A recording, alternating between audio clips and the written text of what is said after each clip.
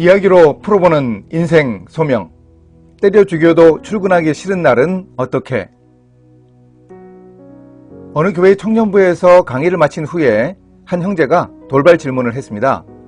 열심히 살아야 하고 죽게 하듯 일해야 하는 것은 알겠는데 정말 일하기 싫을 때, 때려 죽여도 출근하기 싫을 때는 어떻게 해야 합니까? 폭소가 터졌습니다. 저는 어떻게 답해야 할지 생각하고 고민할 겨를도 없었습니다.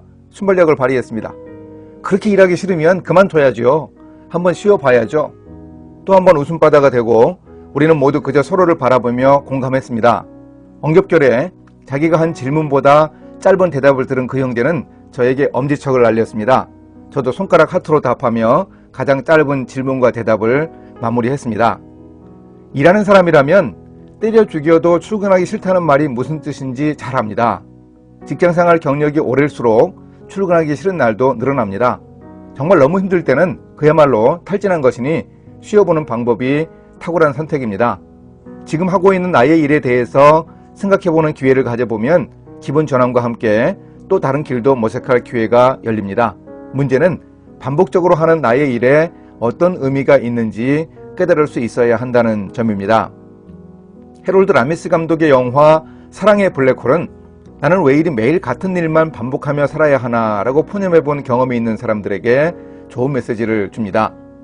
방송국 기상캐스터인 필은 7년째 해마다 2월 2일이면 성촉절 취재를 하러 펜실베이니아 주의 소도시인 펑스타니까지 가는 일이 못마땅했습니다. 두더지에게 그림자를 봤냐고 물어서 봤다고 하면 6주 뒤에나 겨울이 끝나고 못 봤다고 하면 봄이 가까이 왔다고 하는 미신 같은 일을 방송하는 것도 너무 따분했습니다. 하지만 그해 2월 2일에도 취재 장소로 가서 방송을 했습니다. 필은 그저 대충 할 일을 마치고 서둘러 돌아가려고 했습니다. 그런데 눈이 너무 많이 내려서 마을을 떠날 수 없었습니다. 꼼짝없이 하루를 더 묵어야 했는데 문제가 생겼습니다. 다음날 아침에도 똑같이 6시에 라디오 알람이 울렸습니다. 어제 겪은 일이 그대로 반복되었습니다. 공원에 가니 어제처럼 성촉절 축제를 하고 있어서 또 방송을 해야 했습니다. 그렇게 지겨운 날이 계속 반복되는 겁니다. 필은 만나는 사람들에게 짜증을 내고 방송을 엉망으로 내보내기도 하고 그야말로 별짓을 다 해봤습니다. 하지만 언제나 잠에서 깨어보면 그날 2월 2일 아침이었습니다. 그 와중에 필은 평소에 관심이 있었던 PD 리타를 사랑하게 되고 이 사랑이 필의 지겨운 삶의 변화를 가져왔습니다. 사랑에도 서툴러서 뺨을 여러 차례 맞더니 드디어 진정한 사랑을 느끼고 고백했습니다. 그러자 필이 일상을 대하는 태도가 달라졌습니다. 하루에 일어나는 일을 다 알고 있으니까 마치 슈퍼맨처럼 여기저기서 착한 일을 했습니다. 중요한 변화는 성촉절 아침 기상 예보를 하는 필의 멘트였습니다. 안톤 체홉은 추운 겨울을 절망의 계절로 묘사했지만 겨울도 인생의 한 부분입니다. 지금 이곳 펑스타니 시민들과 함께 봄을 기다리는 제 마음은 그 어느 때보다 따뜻하고 행복합니다. 필은 그야말로 일상의 시간인 크로노스에서 하나님의 뜻과 섭리가 담긴 결단의 시간인 카이로스를 경험한 셈입니다. 필이 하루의 일상에 감사하며 태도를 바꾸자 그렇게 고대하던 날 2월 3일이 되었습니다. 성경 구절이 떠오릅니다. 그러므로 내일 일을 위하여 염려하지 말라. 내일 일은 내일이 염려할 것이요 한날의 괴로움은 그날로 족하니라. 스티븐 코비 박사가 딸 마리아와 나누었던 대화를 책에서 소개했습니다. 딸이 셋째 아이를 낳고 양육하다가 아버지에게 속상함을 토로했습니다.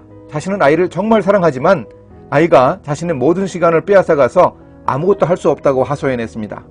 코비 박사가 딸에게 이렇게 말했습니다. 마리아, 그냥 마음을 편히 가져. 편안한 마음으로 새로 태어난 아기와 즐겁게 지내. 내가 엄마가 돼서 기뻐하는 걸 아이도 느끼게 해줘. 아무도 너만큼 이 아이를 사랑하고 보살필 수는 없을 거야. 지금으로서는 너한테 이 일만큼 소중한 게 달리 없어. 이 이야기는 현재 하는 일, 일상의 중요성을 강조하기도 하지만 오늘 나를 향한 하나님의 뜻과 섭리에 우리가 수긍해야 함도 알려줍니다. 어제와 비슷한 일을 오늘도 하는 나를 통해 하나님이 무언가 이루어 가십니다. 구약성경 룻기의 마지막 부분은 다윗의 탄생을 알리면서 마칩니다.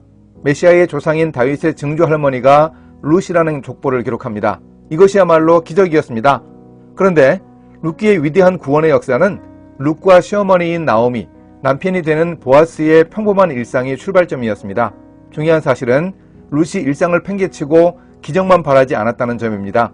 룻은 그저 시어머니를 부양하기 위해 이삭 줍기를 열심히 다녔습니다. 그때 우연인 것 같지만 마침 이루어지는 하나님의 섭리를 통한 성취를 경험했습니다. 깨닫고 보니 룻은 하나님의 은혜와 섭리가 충만한 하루하루를 보냈습니다. 오늘 우리의 권태롭기도 한 하루, 힘겹게 이어가는 일상을 통해서도 하나님은 무언가 성취해 가십니다.